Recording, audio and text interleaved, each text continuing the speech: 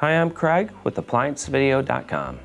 Today, we'll be taking a look at the console assembly on this Maytag front-load washing machine.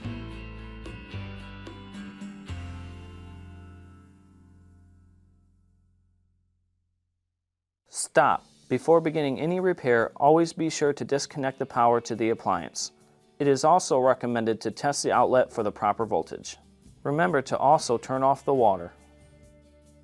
The main reason why you'd be replacing your console assembly is if one or more of your front user interface buttons are not operating. Now, click on the link below to view this repair video.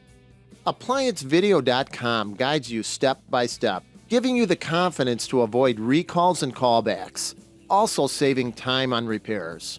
Whether you're up against an uncommon repair or the latest appliance on the market, our videos have been created with you in mind.